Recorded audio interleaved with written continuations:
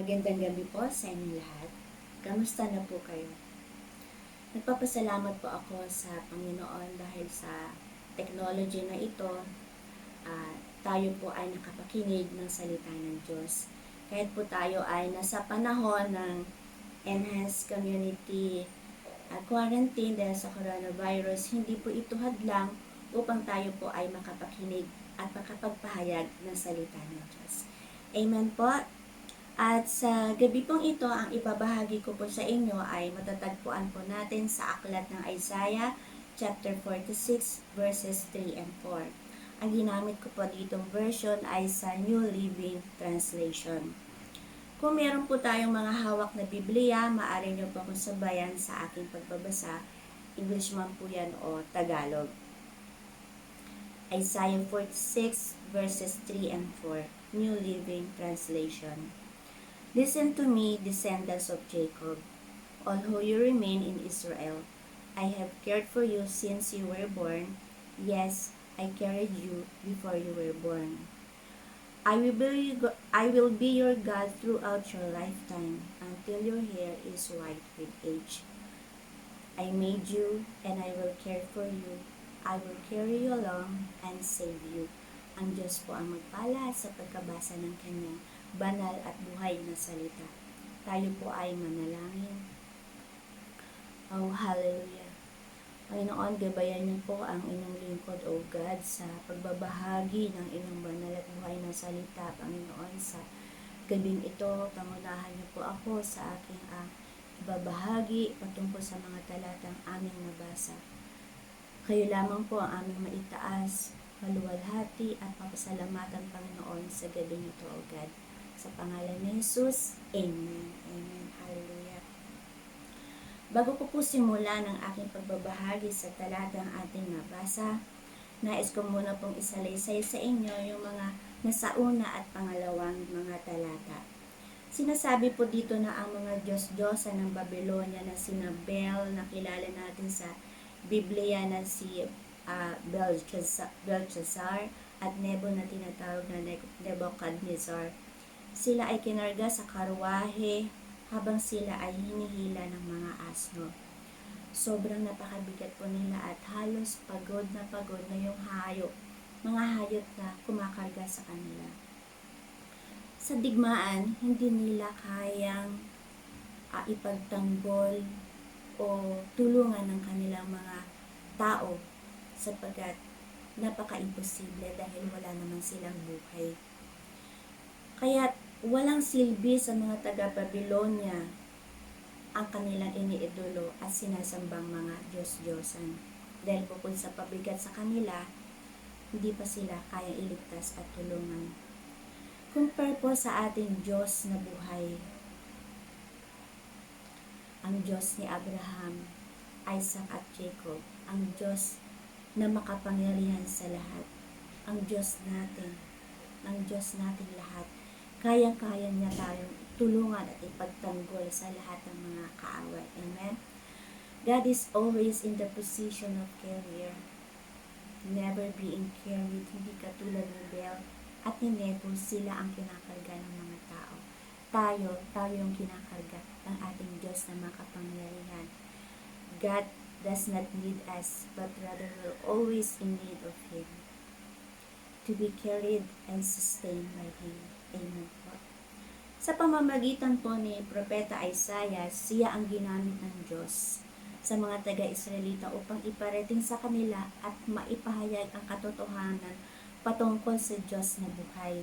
At kung sino ba talaga ang Diyos sa kanilang mga buhay. Sino ba ang Diyos na makapangyarihan sa kanilang mga buhay. At sa gabi pong ito, ang pamagat po natin ay pinamagatan ko pong the omnipresent and faithful God. First, His prompting to His people, verse 3. Listen to me, descendants of Jacob, O who you remain, and Israel. I have cared for you since you were born. Yes, I carried you before you were born. Nais ng Panginoon na ipaabot at ipaalala sa mga taga-Israelita kung papaanong noon pa man, nasa tiyan pa lang sila, ang kanilang mga nanay, inalagaan na sila ng Diyos. Kahit sabi niya, Makinig kayo mga lahi ni Jacob, mga natitirang mamamayan ng Israel. Alam niyo ba na mula nang kayo ipinanganak, inalagaan ko kayo? Alam niyo ba yon? Siguro, kung nandun tayo sa panahon ng mga Israelita, matapos nila mapakinggan ang mga paalala na yun, marami tayong makikita mga iba't ibang mga reaksyon ng mga tao doon. Maaring may nakikinig, may naniniwala, at maari rin naman may nagdududa. Sa mensahe po na ito ng Panginoong Diyos na pinaabot sa mga taga-Israelita, ay isang paalala at mensahe din po para sa ating lahat na mananampalataya. Dahil pare-pareho po tayong nilikha ng Diyos.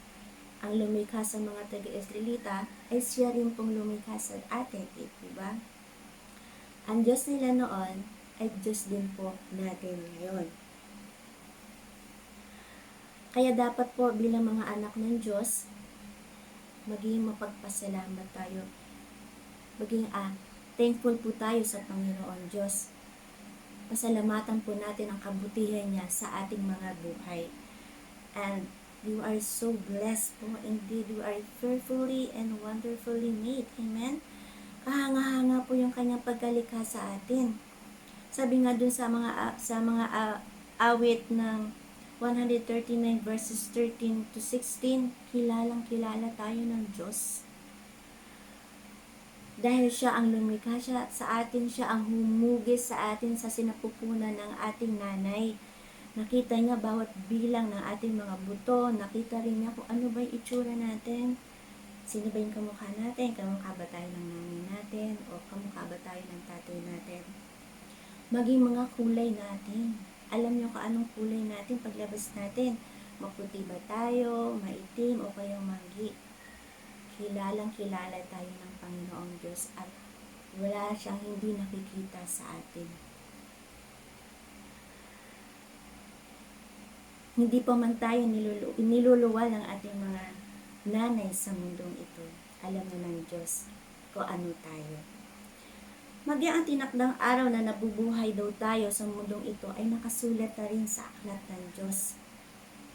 Kaya tayo ay napaka-espesyal sa Kanya. Even yung ating kinabukasan, yung future natin, alam na ng Panginoon. Kaya't mula nang sa sinapupunan pa tayo ng ating nanay, lagi nandyan yung Kanyang presensya. Lagi siyang nasa tabi natin. Lagi niya tayong sinasamahan. Lagi niya tayong binabantayan. Hindi niya tayo iniiwan. Inialagaan tayo at lagi niya tayong binabantayan. Kaya doon pa lang excited na ang Panginoon na tayo ay mailuwala ng ating nanay sa mundong ito. Excited niya tayo na mahawakan, mayakap, maisayaw. Excited na niyang makita yung mga ngiti natin. Excited na siya sa lahat na sa buhay natin. Sabik na sa atin ang Panginoon. At alam din niya kung bakit tayo umiyak o ano ang dahilan. Ganyan ang Panginoon sa atin. He watches over us. Lahat ng mga kilos natin hanggang sa ating paglaki. His presence is always with us na nagbabantay sa atin. God will faithfully remain kahit na kuminsan tayo yung lumalayo sa Kanya. Indeed, He loves and cares for us. Lagi niya tayong inuunawa, pinagpapasensyahan. Tayo nga lang minsan ay hindi nakakaunawa sa Kanya. Katulad ng mga taga-Israelita na laging reklamo ng reklamo at napakatitigas ng ulo, hindi sila mapagsabihan. Gayon pa man, mahal pa rin sila ng Diyos, kahit na sila ay pasaway at matitigas ang mga ulo. Katulad na lang po sa panahon natin ngayon, nilunsad ng Presidente Rodrigo Duterte ang Enhanced Community Quarantine para walang hawa sa coronavirus. Dahil mahal niya ang mamamayang Pilipino, nais niya itong proteksyonan sa COVID-19 na kung saan talagang nakakahawang sakit. Ang sakit na ito na napakabilis kumalat. Kaya nilaglunsad siya ng isang buwan na mahigit na lockdown sa buong Luzon para sila ay ingatan at proteksyonan sa COVID-19 na ito para hindi na ito kumalat pa. Pero marami pa rin mamamayang mga Pilipino na hindi nakakasunod. Hindi nila nauunawaan ang presidente. Marami pa rin nagagalit sa kanya, nagpaprotesta. Kesyo, paano na sila? Mawawala na sila ng trabaho, magugutom sila, paano yung pamilya nila. Hindi nila nauunawaan ang presidente. Hindi nila nauunawaan ang dahilan ng presidente kung bakit niya nilunsad ang ESQ na to. Napakatigas ng ulo at marami rin hindi sumusunod. Sinabi ng laging mag-wear ng mask, maghugas ng kamay, mag-distancing, huwag masyadong didikit sa mga tao, huwag makipagkwentuhan na malalapit. Pero may mga tao na talagang napakatigas na ulo. Nilalabag pa rin nila ang kautusan ng pamahalaan. Wala silang pakialam sa mga mangyayari. Ay nako, at talaga, kaya araw-araw, maraming nahahawa sa COVID-19.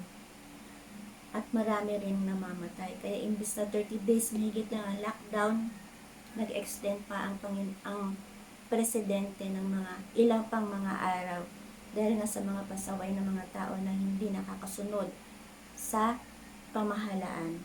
Hindi linaanawaan ang layunin ng presidente na kaya niya ito ginagawa dahil sa kapakanan ng mamamayang Pilipino. Kaya tuloy, maraming napiperwisyong mga manggagawa, empleyado at mga negosyante.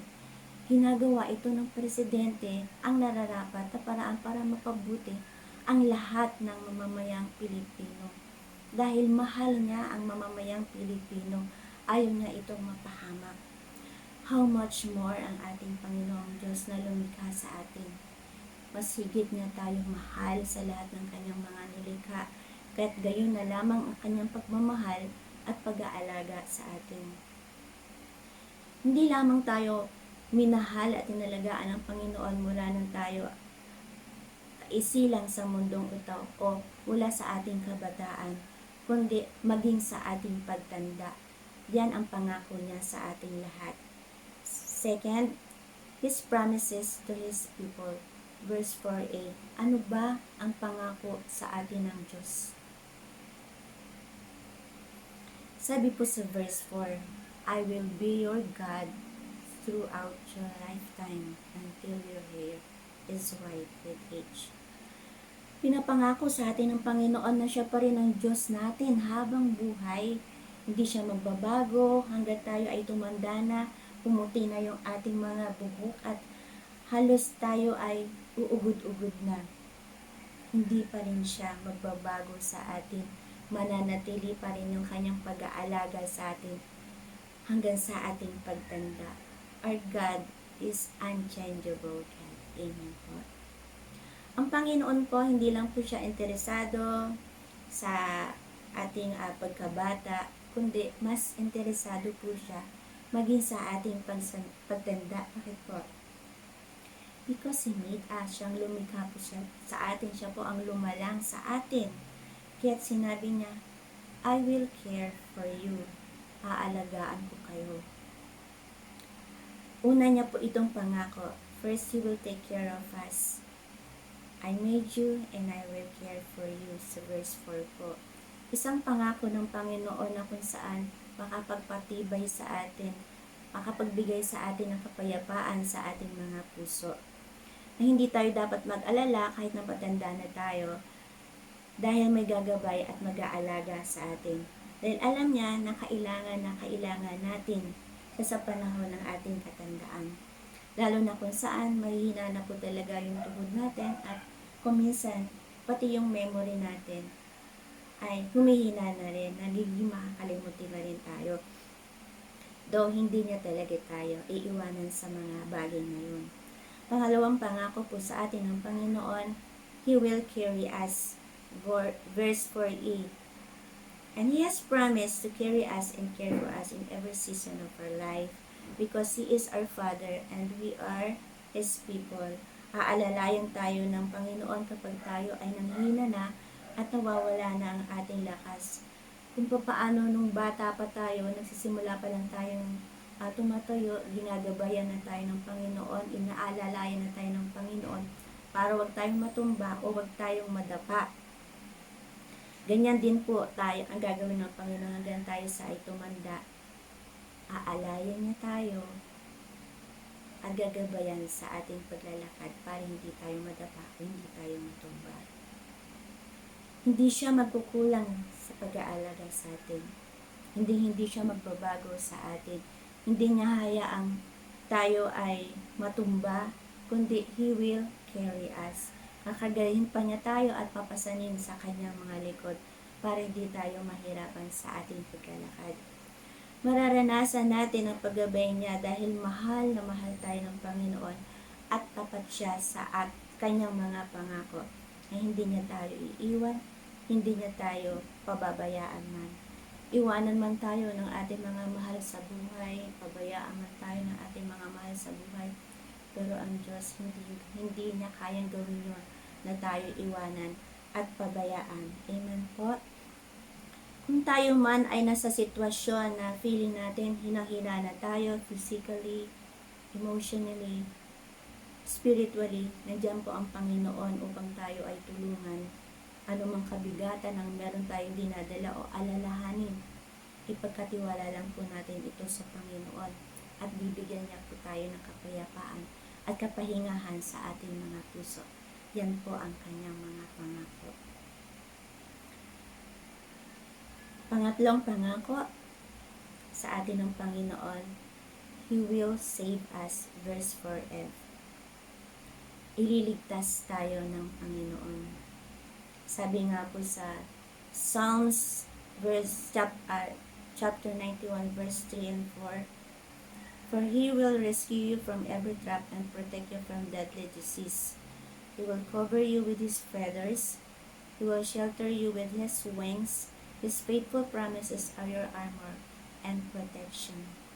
Isa po ito sa mga pangako ng Panginoon sa atin na atin po talagang mapangahawakan. Lalo na po sa panahon ito, ililigtas niya tayo sa bitag ng masasama at sa mga nakakamatay na salot katulad ng coronavirus na ito, na kung saan talagang marami na pong nahawa at marami na rin pong mga nangamatay. Iingatan tayo ng Panginoon katulad ng isang ibon na iningatan ng kanyang mga inakay sa lilim ng kanyang mga pakpak. Huwag daw po tayo matatakot sa mga palaso ng mga kaaway o sa mga salot, because His faithful promises is our armor and protection. Lahat po ng kanyang mga pangako sa atin ay sandata natin. Ito yung pinaka-protection natin sa anumang sakuna, kapahamakan at maging sa gawa ng mga kaaway. Ililigtas po tayo ng Panginoon sa bitag at sa mga masasama na nakakamatay sa salot katulad nga po ng COVID-19 na ito, na kahit na libo-libo pa raw po ang mamamatay sa paligid natin, walang mangyayari sa atin sapagkat protektado tayo ng Panginoon. Yan po yung sinasabi sa Awit chapter 91 verses 5 to 7. Katulad po ng pagliligtas ng Diyos noon sa mga Israelita na mababasa po natin sa aklat po ng Exodus chapter 12 verses 12 to 13, na kung saan iniligtas sila ng Panginoon sa salot sa pamamagitan ng dugo na pinahid sa bawat pintuan ng kanilang mga tahanan. Hindi sila napahamak o napinsala ng mga salot o peste na ito. Walang namatay sa kanila, kahit mga hayop, because God saved them. Ganyan din po tayo iniligtas ng Panginoong Hesus sa panahon ito ng pandemic, sapagkat lahat po tayong mga nanampalataya sa Kanya ay pinahira na po ng Kanyang sariling dugo. Kaya we are protected by God. We are protected by Jesus, by His blood. Amen po. Kaya mga kapatid sa Panginoon, lagi po nating tatandaan na ang Panginoong Diyos po kapag nangako, tinutupad niya. He never breaks His promises. Ganyan siya katapat sa atin. Kaya dapat po, lagi po nating panghawakan at pagkatiwalaan ang lahat ng kanyang mga pangako sa atin. Bilang pangwakas po, Meron lang po akong iiwan sa inyo na mga salita na magpapatibay sa ating at magpapatatag sa ating buhay pananampalataya sa Panginoon. Nabasa ko lang po ito sa isang quote na isinulat ni Marcus Stanley. Sabi po dito, "There's no storm that God won't carry you through. No bridge that God won't help you cross. No battle that God won't help you win. No heartache that God won't help you let go of. He is so much bigger than anything you will face today. Leave everything in His hands and embrace this day confidently, knowing that He will take care of you." Amen? Ipagkatiwala lang talaga natin sa Kanyang mga kapay ang lahat ng mga bagay na kung saan na nahihirapan po tayo ito masolusyonan at mapagtagumpayan. Maraming salamat po sa lahat po ng mga nakinig. Ang Diyos po ang lahat ng papuri, pasasalamat sa gabing ito. Maraming salamat po. Tayo po ay manalangin. Hallelujah. Oh, hallelujah, Panginoon. Maraming salamat po sa mga salita niyo, O Diyos, at mga pangako na iniwan niyo sa amin sa gabi ito, O God. Lagi po namin itong isa sa puso at pangahawakan sa pang-araw-araw namin buhay. Sapagkat kayo lang po, O Diyos, ang tunay ng Diyos na buhay na mapagmahal, maalaga at maunawain sa aming Panginoon. Tunay nga po, O Diyos, na walang sino mang makakatulad at makakahigit pa sa pagmamahal niyo sa aming Panginoon. You are the omnipresent and faithful God na patuloy namin sasambahin at laluwalhatiin. Ikaw yung Diyos na lagi namin pasasalamatan. Maraming salamat po, Panginoon, sa aming mga buhay, O God. Sa pangalan ni Jesus, Amen. Maraming salamat po sa inyo at muli magandang gabi.